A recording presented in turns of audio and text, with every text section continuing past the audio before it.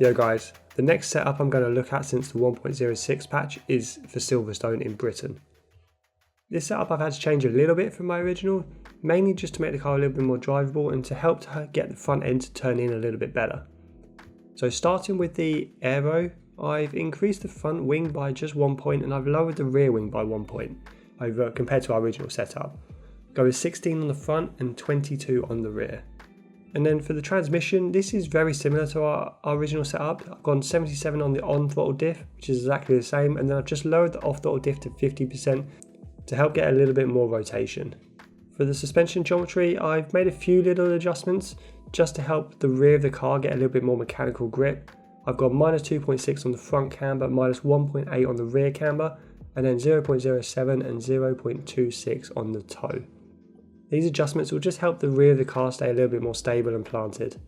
And they work well with the suspension setup, which I've tweaked a little bit to be a little bit more stiffer at the rear to help introduce a little bit more oversteer into some corners, but not too much. I've gone front suspension of 6, rear suspension of 3, front anti-roll bar of 5 and rear anti-roll bar of 2.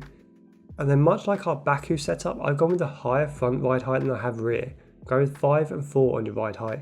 This will help keep the car stable over some curbs. For the brakes, it's no surprise I've gone with 100% pressure, 50% bias. And for the tyre pressures, I've had to lower these a lot.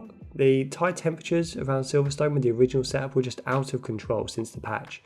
They were over 110 degrees within a lap or two. It was crazy. So I've lowered these right down, gone 23.0 on both fronts. And then I've split the rear tyre pressures. I've gone 21.5 on the right rear and 21.3 on the left rear. This is just because the left rear gets a little bit more load during the lap, which increases the tyre pressure compared to the right.